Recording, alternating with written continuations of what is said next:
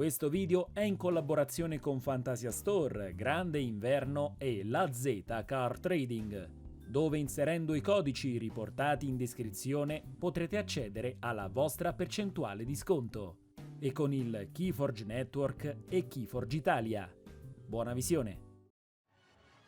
Signori, bentornati sul canale con il nostro consueto appuntamento settimanale. Dopo l'evento svoltosi a Città di Castello in data 11 luglio, vi lascio i link in descrizione, si è seguita la scia più che positiva che ne è scaturita per riuscire ad ideare e portare dal piano dei sogni in realtà il secondo torneo stagionale per l'anno 2021, che ha visto tornare i forgiatori a sedersi ai tavoli da gioco per darsi battaglia a suon di chiavi. Grazie alla collaborazione che c'è stata tra il Keyforge Network ed Epicos, per entrambi troverete i link in descrizione, dopo aver preparato ancora una volta le valigie, apprestiamoci a partire alla volta della città immortale, culla di storia ed arte. Andiamo a dargli letteralmente un'occhiata.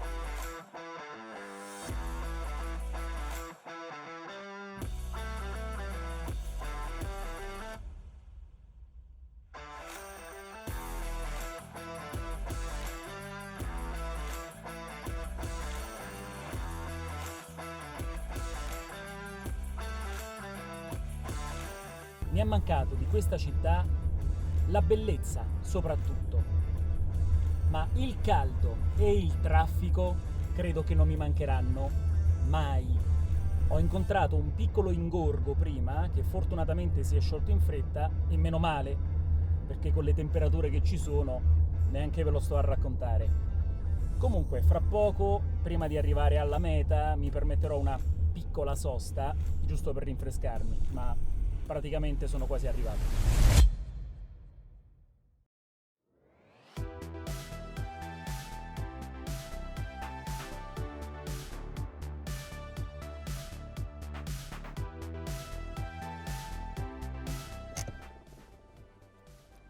Eccoci qui, giunti a destinazione.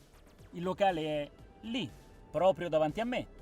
Ora devo soltanto scaricare tutta la strumentazione e poi potremo vedere come si sta svolgendo questo torneo qui, nella capitale.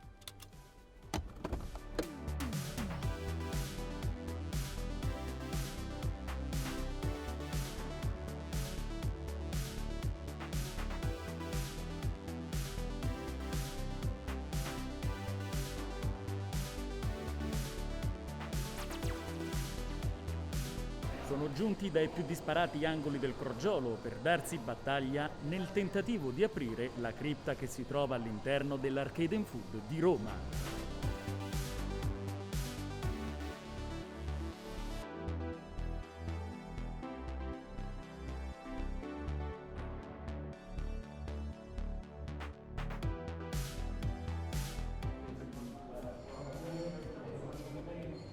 Dietro le quinte, ascolta che fa l'intervista.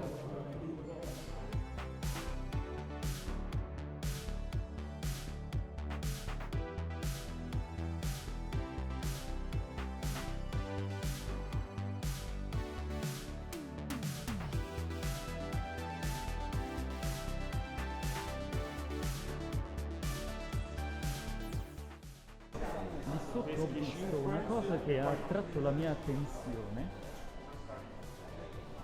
Mamma mia, signori, Meta Slug. Faccio una partita sicuramente. Mamma mia, si torna bambini. Oh! Quando ero un piccolo nerd, questo gioco lo finivo con un gettone, uno solo, perché avevo imparato i vari pattern e cose simili, quindi sapevo come giocarci. Adesso se riesco a fare il primo livello senza perdere una vita, è veramente grasso che cola.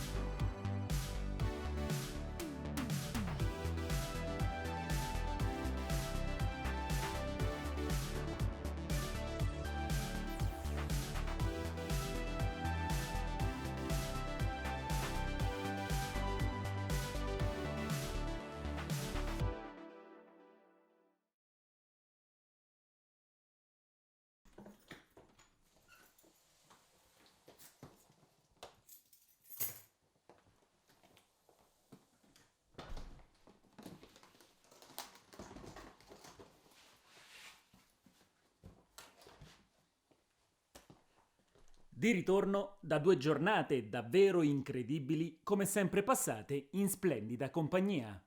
Ma non voglio parlarvi qui di come ha avuto luogo l'intero evento. Quindi torniamo in studio per analizzare come si è svolto il torneo.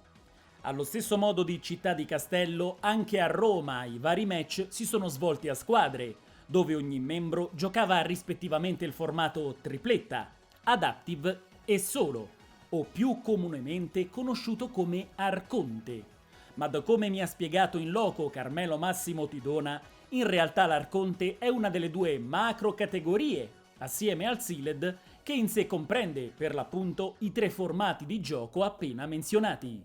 Magari in futuro porterò sul canale un video aggiornato sui vari modi per poter giocare a Keyforge in un torneo. Tornando a noi, proprio come l'evento che si è tenuto in Umbria, quindi diversi team si sono dati battaglia, avendo come norma un capitano che aveva il compito di portare il vessillo della propria squadra in segno di rappresentanza.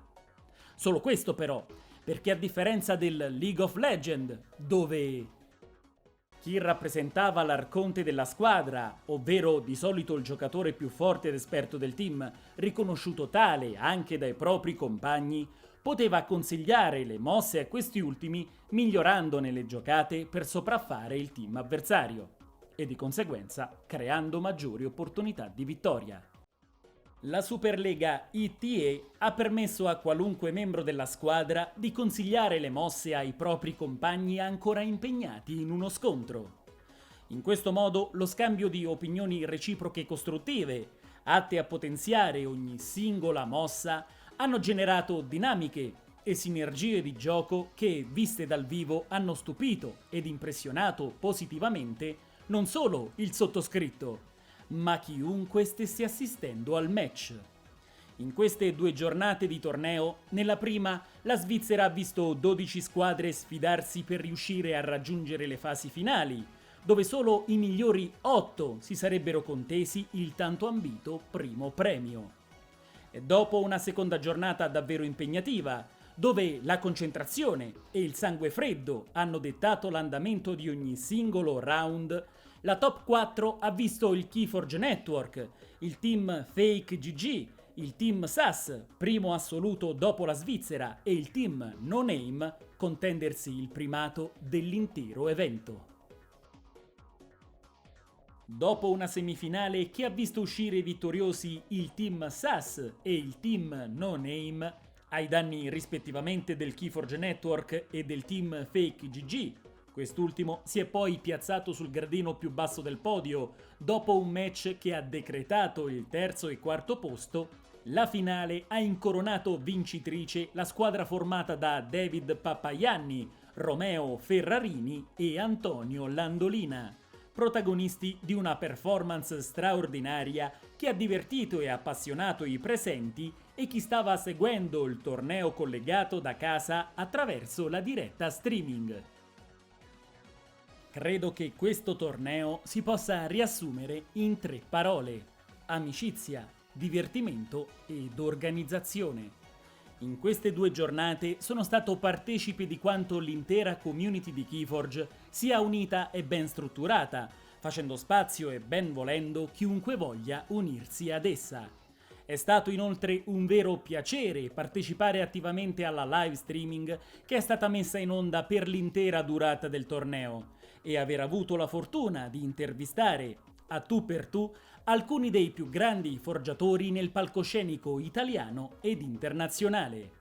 Ho conosciuto di persona il giudice supremo Carmelo Massimo Tidona, con il quale ho scambiato 2 parole in amicizia e ritrovato volti noti che avevo lasciato al torneo di Città di Castello.